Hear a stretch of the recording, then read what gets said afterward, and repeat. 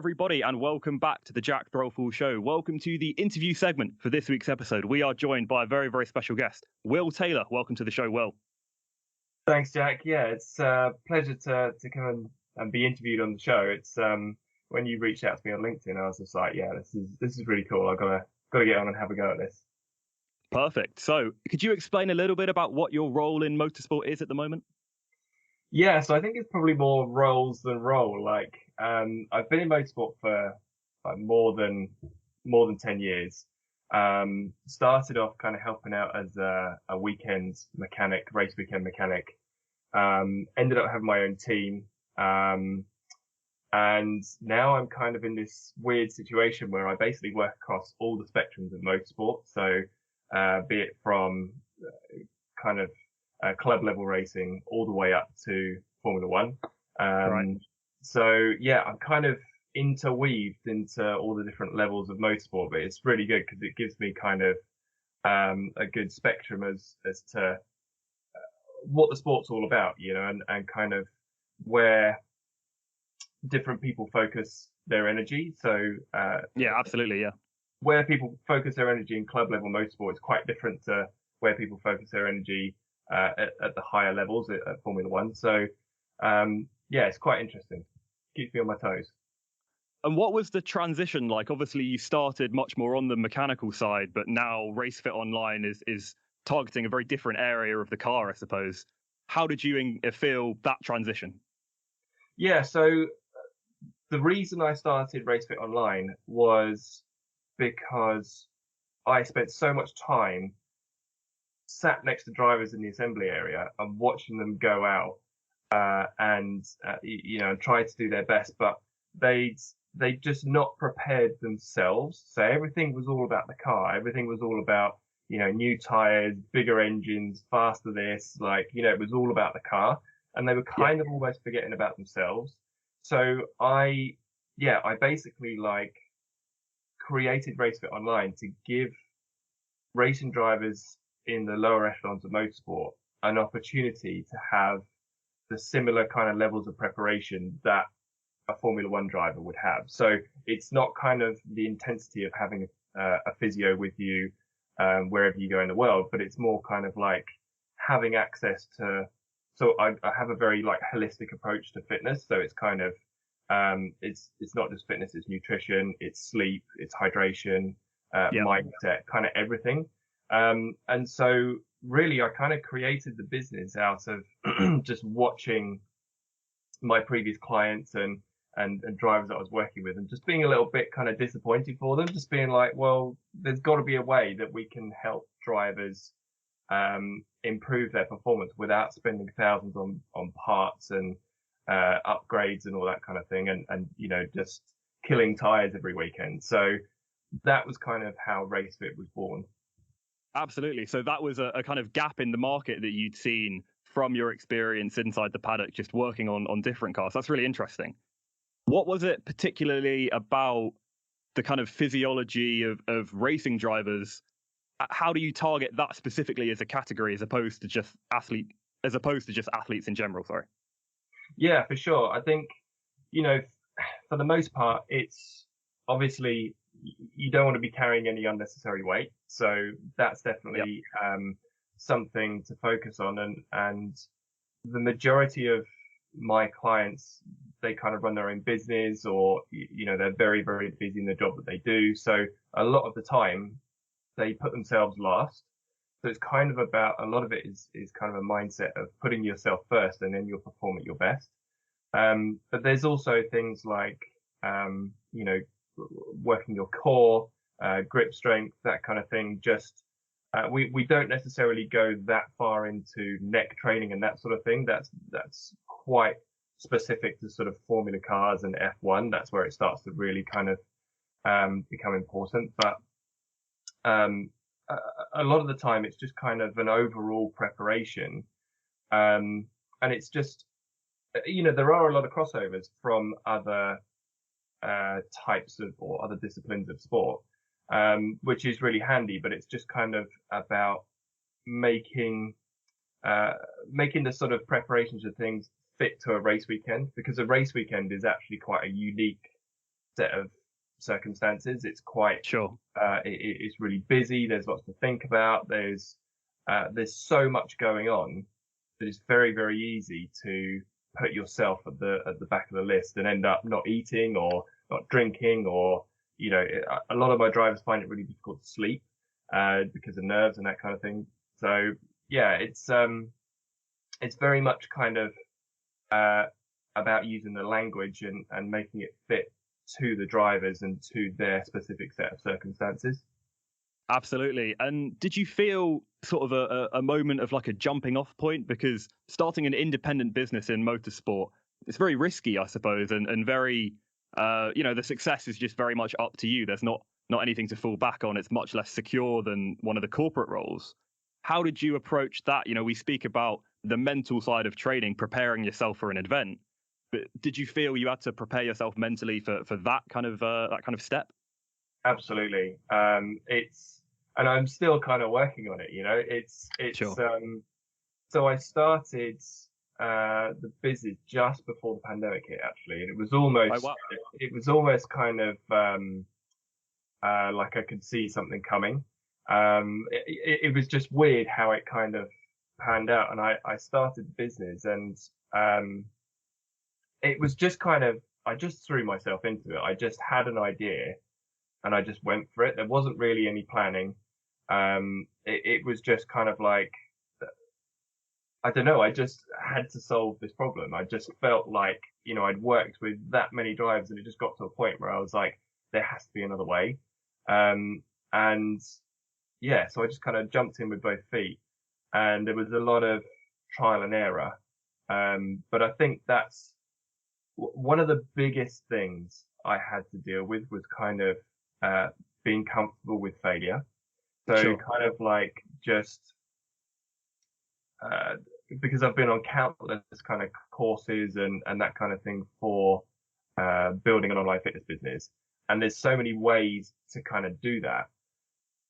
Not all of them work for me. Not all of them work for this industry. Not all of them work for the clients that I'm trying to work with. So it's all about kind of try something, testing it, see what worked, see what didn't, and then kind of building my own version of what I think is a fantastic product to offer to the market within motorsport. And having seen from sort of like I say, from all the way up to F1 and then club level side of things, when it comes to club level, you basically just need to offer a really, really good solution. It has to be really comprehensive, and ultimately you're trying to get the attention of someone who is so busy. They're running their business, they've got kids and a family, they've got this, that, and the other. And they're like, yeah, okay, I want to improve my racing performance, but it's got to slot into my life seamlessly. Like, I haven't got time to mess around with, and part of the advantage of it being online is that literally I can train anyone anywhere in the world anytime. So it's kind of like they don't have to stick to appointment times, which is fantastic. So I think the biggest thing was just becoming comfortable with being like, okay, I tried that, it didn't work. Let's take, the lessons from it and implement again and just try again. And I think that's a massive thing for racing drivers. They constantly need to try things. They constantly need to push their boundaries. I've spent a lot of time, even doing things like talking to camera, that I have, I do want to start my own podcast. So there's kind of like Sure. getting to, you almost have to get over the hurdle of just doing the first one or two. And then once you get going, so yeah, it's kind of like learning from failure and failing forwards, I like to call it. So, having something go wrong and it not being the end of the world, just being like, okay, this is teaching me so I can keep pushing forwards.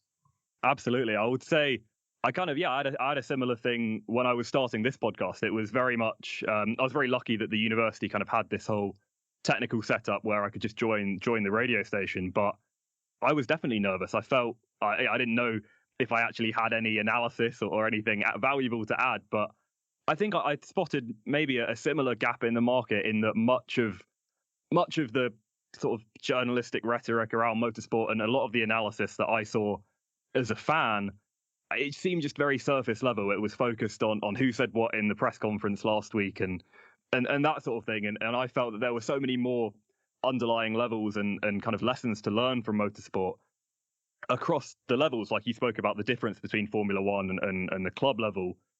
The sort of like we focus a lot on the junior categories, so like Formula 2, Formula 3, how drivers progress up the categories, and obviously there's a huge role of money in that. How did you use the network you'd learned and the network you created as a race engineer when you started this business? Obviously, that jumping off point was a moment of nerves and a moment of learning, but how did you lean on that network you created in the years before? Yeah, for sure. I think, knowing people in the industry and being comfortable within motorsport was a massive advantage. And just even being able to use people as a sounding board and just kind of see if it kind of worked, if it was a concept that they think could work. And I think with the kind of single or the one make racing and the the kind of racing that we have that's becoming more and more popular these days, where people are racing all the same car, it's all the same engine, same performance, same parts, everything like that, same tire. I think with that kind of motorsport becoming very, very popular, I think, it was kind of like RaceFit was becoming a better idea. It's Sure. So, to have people in various different championships that I can kind of, they might know a few drivers, or I can sort of introduce them to the concept, has been really, really helpful. And I've had a lot of people support me through it as well, and just kind of be like, hey, look, if you need anything, and just helping with creating content and helping with just getting the word out there as well. I think because word of mouth really is, especially if you're offering a coaching service, which is very personal. I think word of mouth is probably one of the best ways to sell the program. But I think really one of the biggest things was just being comfortable in the industry, because it is a daunting industry to get into. I remember before I started even doing race weekends as a mechanic, it was just kind of, it almost seemed like it was unachievable. It just seemed like, well, you have to be elite to be in motorsport, and you have to be, you have to have all the degrees and everything else. They're not possibly going to let you work in there. And it's really not like that, but it kind of can seem that way when you're trying to get into the industry. And how did you, like, the mechanics of a car, right? When I was doing my sort of research, my prep for this, I thought if you could draw a line between the idea of being a mechanic, working on a car, and using a little bit of that mentality to working on the body and the physiology there. You spoke earlier about the holistic approach that accounts for nutrition and sleep and the mental side of it. But did you take any lessons from your time as an engineer to working on the physiology of the body in that way? Or is that just something I've made up in my research? No, for sure. Absolutely. Just having an understanding of knowing what the car's going to be doing and knowing what the driver's going to be experiencing is a massive thing. And it's almost like when I talk to my drivers, it's almost like they sort of just, they see that I get what they're going through. And I think just, because that's I've worked with a number of drivers who have said, yeah, I've got a PT. I work with a fitness coach, but they just don't get the kind of like what I go through in a race. They just don't get it. And I think unless you've been in a race car, especially like something on slicks or, something that's particularly quick, you can't quite comprehend what the body's going through. You can't quite, you're like, yeah, but they're just sitting down and they're just doing this. And it's kind of, it's a very unique, set of stresses and strains on the body. It's kind of like, the smells, the fact you might get some fumes in the car, the heat, it is so hot in a race car. And then just kind of the sensory overload, is massive. And I think knowing my way around a race car and being lucky enough to have been out in a few race cars and just have that kind of that perspective has definitely helped me in terms of helping fitness clients for sure. It's really interesting you mentioned that, actually, because we've spoken to a few commentators on the show, and they say a similar thing about commentators that have also been racing drivers and how much that adds to the broadcast and explaining the senses of what it's like behind the wheel of a racing car. How did you feel like the first weekends where you were working with the first clients with RaceFit? When did you start to notice, oh, hey, I'm really delivering value here? This client is different from what they were before I started working with them, and how rewarding was it to finally see that? Yeah, for sure. It's I think fairly early on with so one of my clients who's been with me for a long time, Nick Goff, he was in pretty reasonable shape anyway. He was kind of into his fitness, but he just kind of wanted to really zone in on doing it specifically for racing. And I just remember that he was just kind of like, yeah, I got to the end of my stint that I was driving, and I could have just kept going. He was just like, I was just loving it. It was just, I just wanted to do more and more and more, and that's kind of really what I'm trying to achieve with RaceFit is, obviously for most of my clients, racing is a hobby, but they still want to do well. They still want to perform at their best. And so I think, having that feedback from Nick, from Murray, and even from kind of Nikolai, one of the Austrian racing drivers that he was a rally driver, sorry, that I was looking after. He was really like, and he was massively into his fitness before, but we just tweaked a few things and sort of aimed it towards what he was doing in the car. And he definitely saw an advantage. And I think if you're into business or if you're an entrepreneur and you're creating a solution for something, when you first get the kind of feedback that actually what you're doing is making a difference and is, solving a problem, that is massive.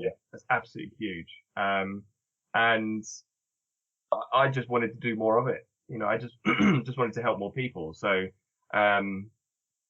that's and you get a bit of a high off of it. You get a bit very excited, and it's really, really cool to actually have created something that does help people and solves a problem.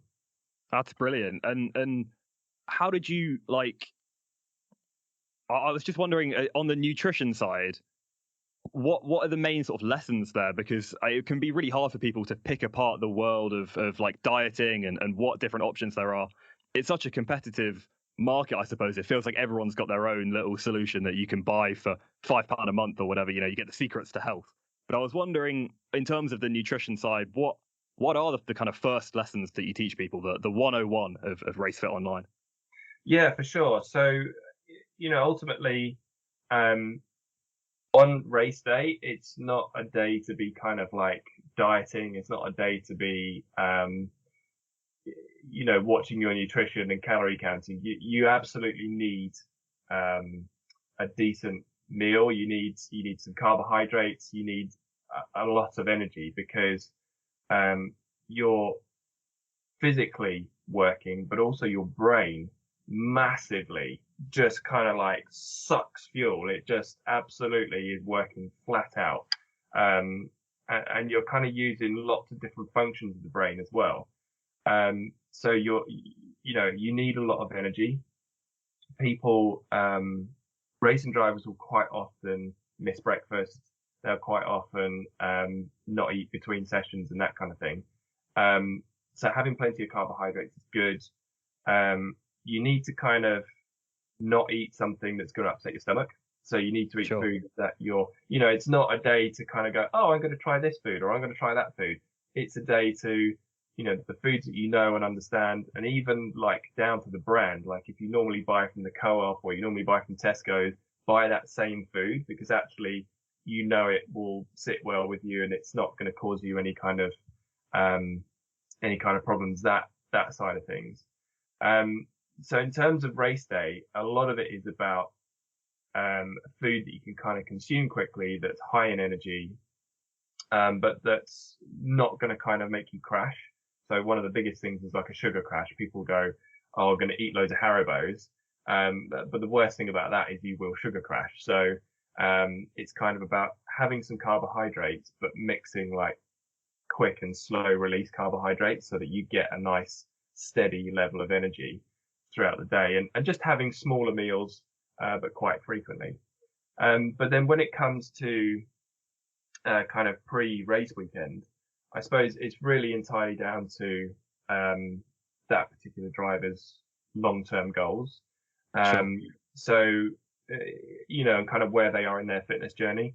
But ultimately, we'll look at, you know, their particular body stats, and we'll set them out macros. We send them meal plans.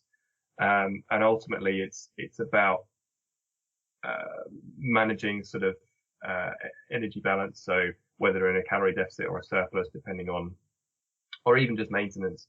Some of my drivers are kind of like, well, I'm pretty much where I want to be, so I just need to maintain. But I want to make sure that I'm getting the right kind of foods in. So we might have protein targets for them, and certain types of fats that they need to get into their diet and that kind of thing. So, we go quite in depth with nutrition. In my opinion, it's one of the biggest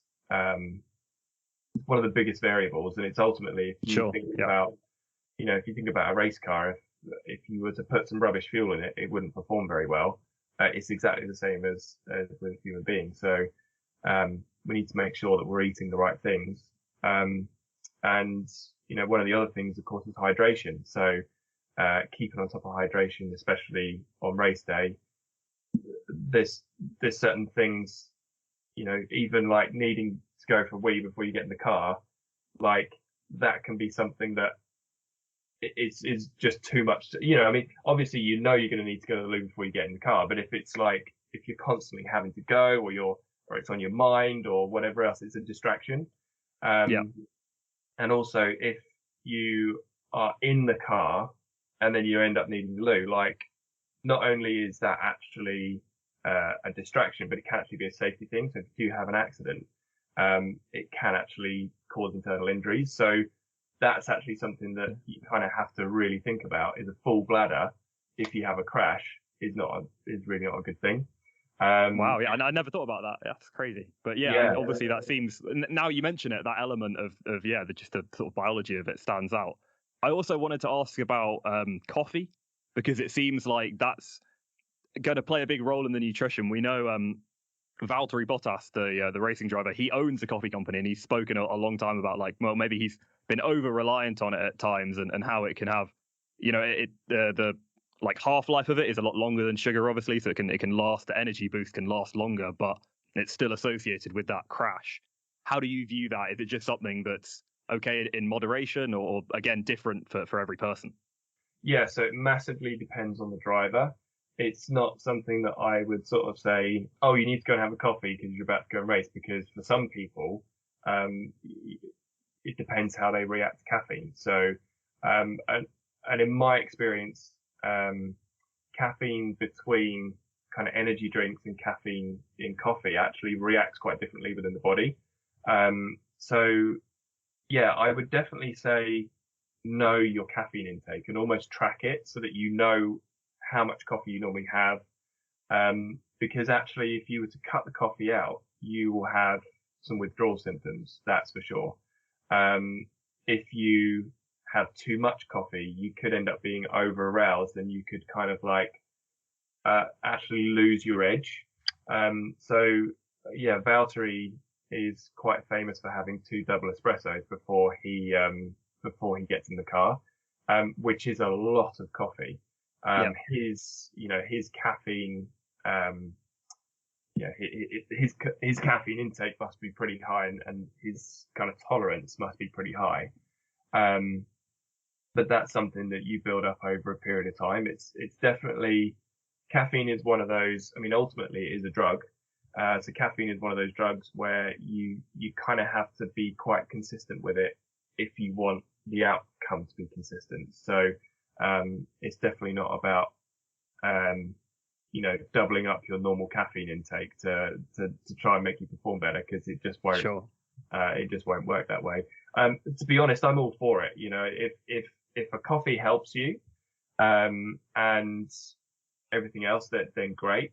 But if you get quite nervous on race day and you get quite sort of amped up anyway, just obviously remember that a coffee is going to add to that. So, obviously remember that if you're a regular coffee drinker anyway, you'll need to have some, because obviously you'll get the withdrawal symptoms if you don't.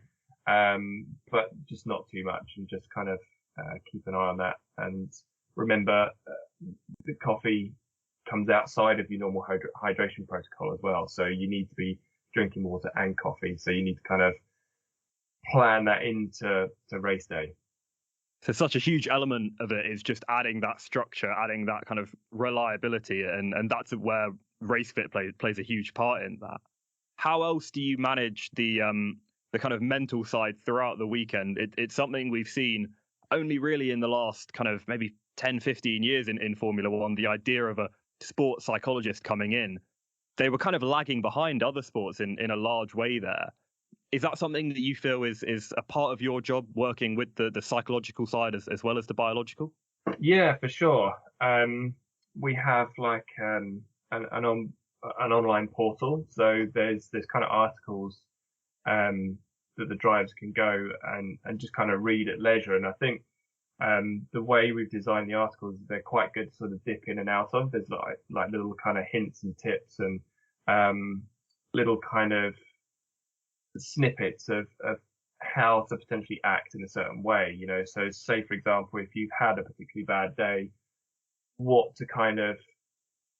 how to gather that up and take the good pieces out of it, leave it behind and move on, because actually that's really, really difficult, especially with the money that's involved in motorsport, with the fact that friends and family might be coming to watch, all these things are added pressures.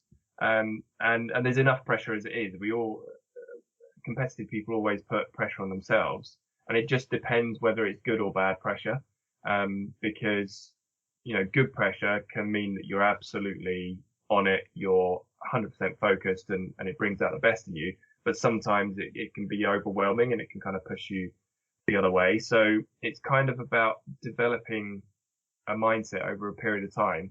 I mean, it's not going to be something where I can just say something and it's going to click in someone's mind and suddenly they'll feel better and they'll perform better on race day. It's kind of more about, over a long period of time, understanding the things that happen and how to deal with those, and also how to approach each session. So we kind of have like a process of what to think about, what your goals are in that session. So if say for example you historically come somewhere in the top 10 in qualifying, that's kind of, much as you might want to improve and you might want to be P1, if you set your expectations as, right, I'm going to be P1 in quali, you're kind of almost setting yourself up to fail before you've started, if that makes sense. Because sure, you can't control, there's so many elements in qualifying that you can't control, but the one thing you can control is how you turn up and how you approach it, and the things that you do before qualifying that will set you up for the best chances of putting your best performance in. And ultimately, qualifying, yes, you're against other drivers, but the most important thing is for you to have your best performance. So I think it's very easy for drivers to go, oh, that person's quicker than me, they're doing this, they're doing that. But you don't know what their budget is. You don't know like anything about them. You don't know their experience. And it really, it's all about, even though you're racing other people, other drivers, it's all about your performance, and that's what counts. And just being comfortable with making mistakes and coming back from that. And, because it will happen at some point, even if you've had, a run of success, there will be something that will come along and will upset the apple cart. So it's kind of about understanding when that comes along, how to approach it. And how do you see the future for RaceFit Online? Do you really have a plan for the growth of the company? Is it just more clients and maybe reaching into some higher budget, higher ends of motorsport, increasing your kind of just coverage of helping as many people as possible? Or is there a wider plan for the future? So I think for me, I'd like to get to a point where we're kind of involved in an academy. It would be really good to add value to a kind of someone that's bringing carters up through the ranks or something like that, where we can kind of help with that. But there's a really interesting, or there's kind of a staple name in motorsport that a lot of people will know about, and it's VBox. So VBox, RaceLogic VBox, they basically create like a data logger with cameras that makes it it's basically the easiest way to learn to drive faster. So right. It's kind of the best. They're like a very well established name within the business of being the best way to learn to go quicker. And I sort of almost, in my mind, I want to be that version for fitness, if that makes sense. So it's kind of like, absolutely, yeah, it's a good idea. If you want to improve your performance without spending more money on car parts, this is the next thing that you need. And ultimately, it'd be good to be a household name within motorsport. That's really where I'd like to take RaceFit. So, watch this space. We're a little bit away absolutely. from that yet, but no, it sounds like a great plan. I also wanted to touch on another part of your career that really stood out to me as probably generating some good interview questions, but also just a really cool experience and something that might seem quite foreign to people that don't really understand what different roles there are in motorsport.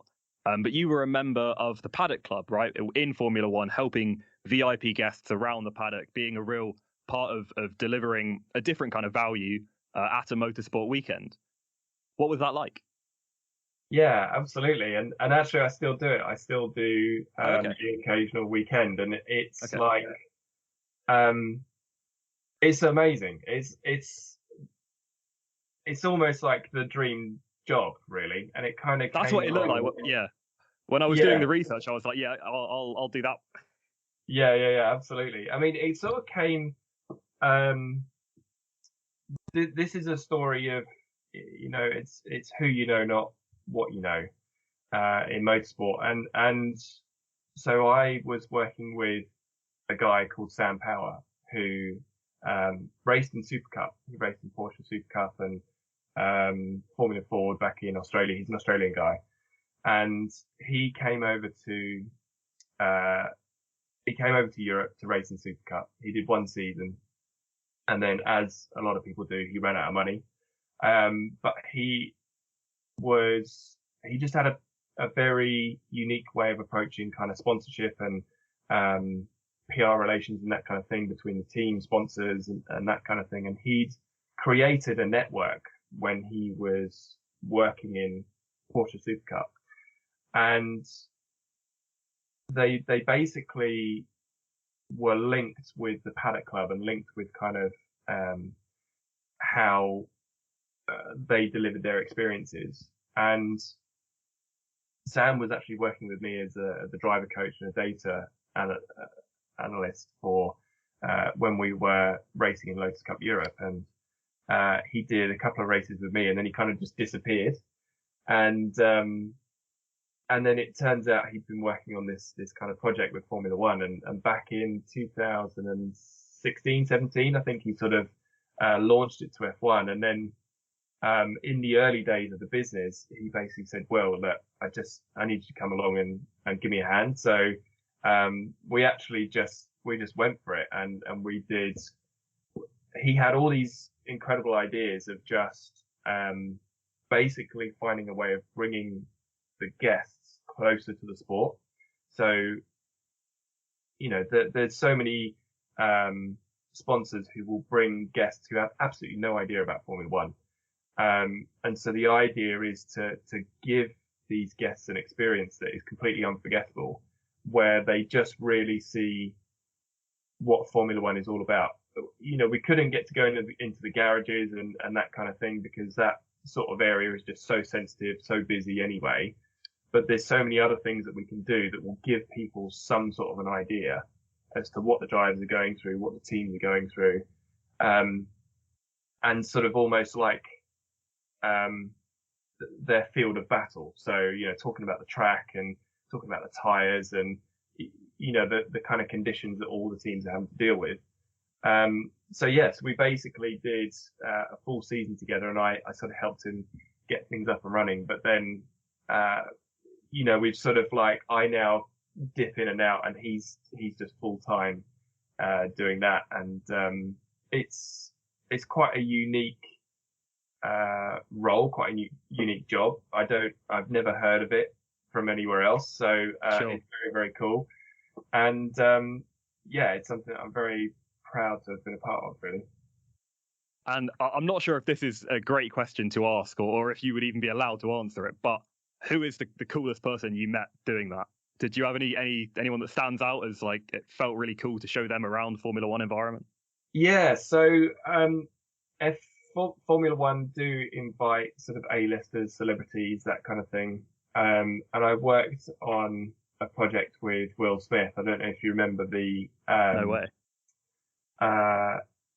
The race where he kind of tied Lewis up in the chair and all that kind of stuff. Yeah, I remember that. Yeah, so we were involved when he basically went down and was he was on the hairpin down in the sort of stadium section in Abu Dhabi, and he was controlling the camera, and he was down there like seeing the cars up close, and we were semi involved in that. But we get to sort of look after various A-list celebrities, and it's kind of really weird because you have to. I mean, you know, we're around the drivers all the time as well, and you just kind of have to act as though you're not fangirling it, which you absolutely are inside. But you know, you just have to kind of act normal, and like it's all part of daily life. But yeah, that's definitely one of the perks of the job is just kind of being around these people and being able to show them behind the scenes. And most of the time, they're really super appreciative. So. Because a lot of the time they don't get that kind of one-on-one time. They don't get that interaction time because they don't have time. You know, and so it's really good for us to be able to offer that as well. And throughout the season, going to those different, you know, paddock clubs around the world, was there one that stood out as a particularly incredible environment? Obviously, it seems like, you know, Monaco is going to be the most glamorous, and then Abu Dhabi has a huge amount of infrastructure and investment there to create a very luxury environment there. From your perspective, what was the variation like, and why it stands out? It's incredible, like how F1 adapts and how it kind of, because it literally goes worldwide, and all of the different countries are really quite different.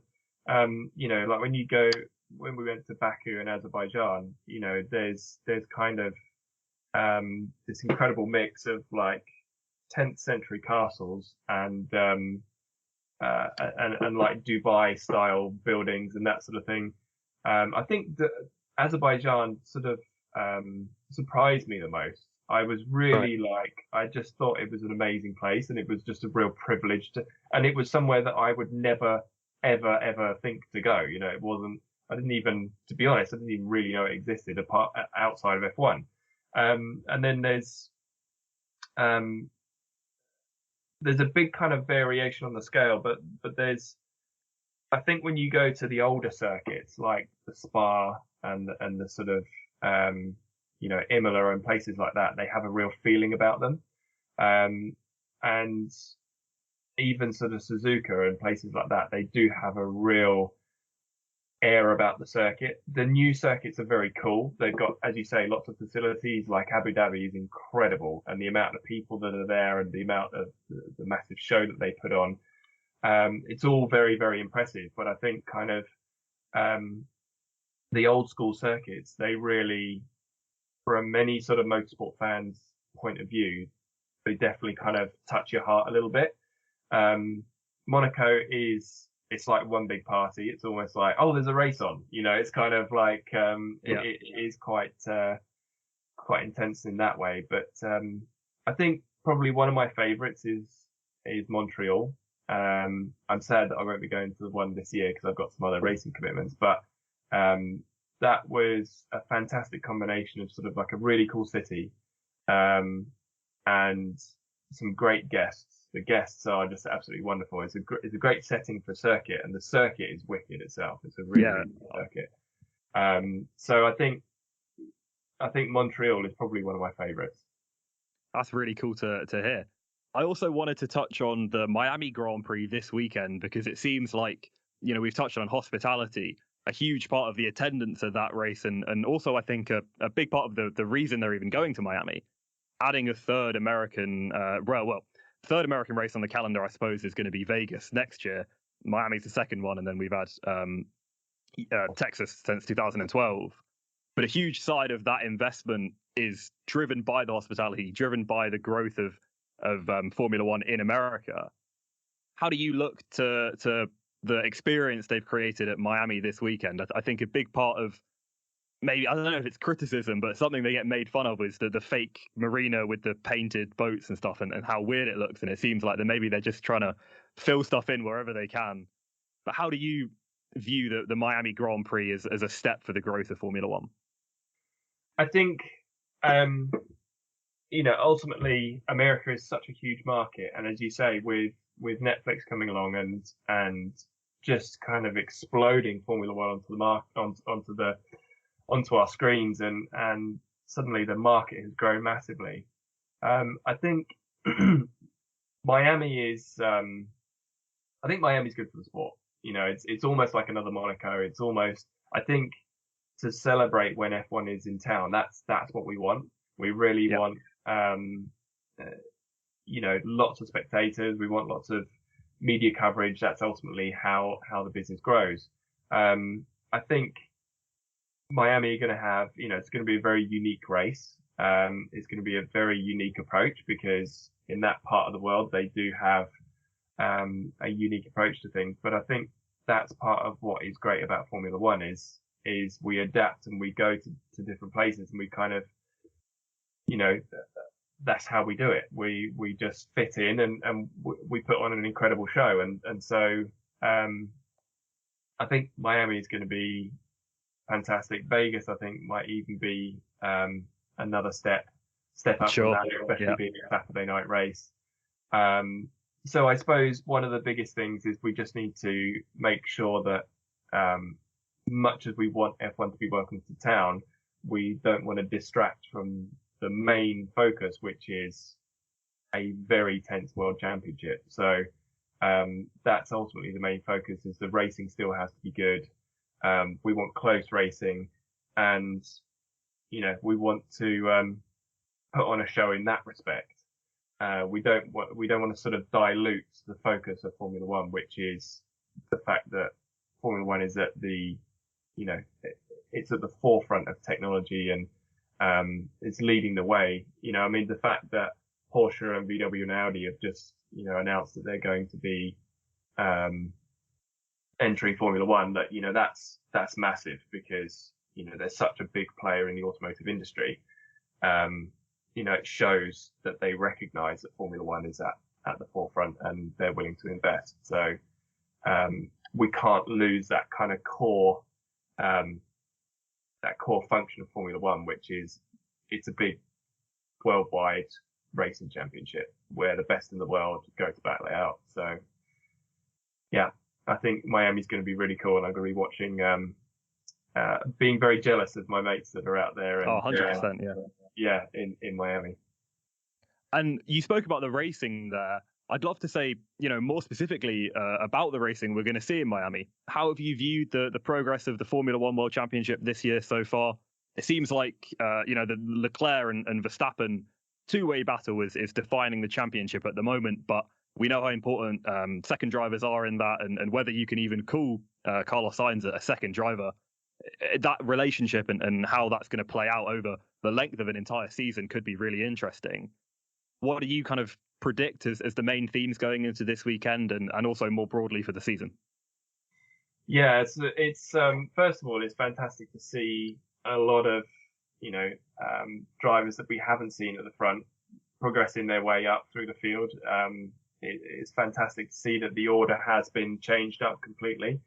And, I think in terms of what Ross Brawn was trying to achieve with the mix up of the regulations and that kind of thing, it definitely mixed everything up. So that's absolutely fantastic. And I think, Leclerc and Verstappen are looking so strong, both of them. It'll be interesting to, obviously with the reliability issues with the Red Bull, it's kind of given Ferrari a chance to, to get the lead, but it's still kind of, it's still interesting to see how it's all going to play out, because we're starting to get to the point where a lot of teams are going to be bringing upgrades to Miami, and the performance of these cars, they're kind of doing their research and development behind the scenes with the teams. They're still learning about these cars. They're still learning how to optimize the performance. And it's incredible how the cars have changed even since testing, and how they've evolved and how the drivers are kind of getting settled and getting used to driving them. And I think the evolution over the season is going to be a really interesting one. I'm not sure it's going to be massively clear cut. We'll have to see, a little bit later on in the season. Obviously, I think, like I say, Leclerc and Verstappen are looking very, very strong. And they could run away with it if some of the other teams don't bring some upgrades that start to bring them into the window of performance. But I think it's great to see a mix up in everything, and it's definitely going to be a season to watch for sure. And in terms of, you mentioned earlier, negative pressure. Going into the Miami race, we looked at how popular F1 is in the American market. The figurehead of that, obviously the figurehead of Formula One really, is Lewis Hamilton. So popular in America, such a huge following globally, but specifically in that market as well. First American race of the year, and he's really been underperforming so far. How would you approach that element of negative pressure? Obviously, Formula One is a hugely pressurized environment, and it's not something that Lewis is new to. I mean, he joined the sport with Fernando Alonso as his teammate at McLaren. That's a huge amount of pressure. But for that environment in underperforming after such a huge span of being at the top of the pack, how do you view that kind of situation? Yeah, it's really interesting to see how it's kind of playing out for him and how he's kind of reacting with it. I think from what I can see, he's always someone who will look at his own performance and be very kind of matter of fact about it. And looking at some of the Mercedes debriefs that they've done, they've sort of said, it's not like Lewis has suddenly lost his ability to drive an F1 car. It's just that, they're not quite getting into the performance window that they need to. And they've had some bad luck where they went in the wrong direction with some setup changes. And I think for Lewis, it's ultimately, he needs to approach it in terms of kind of day by day and looking at his own performance and his approach to it. Obviously, he's got a big team of incredible engineers who are supporting him through it. And you can almost see in the body language of Mercedes, they're a little bit like, we're so used to being at the front. And it's going to be very interesting to see because I don't think this is going to be an overnight fix. It's not going to be something that they can just click their fingers and find a solution and suddenly they'll be back battling at the front. I don't think it's going to be like that. Perhaps towards the end of the season, they'll start to get the car working, but then you've got to remember that the other teams have had that entire amount of time of research and development as well, and their performance will be further down the road as well. So Mercedes have got a long way ahead of them. And I think as a driver who's so used to being so dominant, it must be very, very difficult for him to see those kind of timesheets and see where he's ending up. But at the same time, he just needs to focus on himself and his performance and his input into the whole equation, and not let that slip. That's what we saw from his teammate George Russell, with Williams finishing towards the back, repetitively for so long.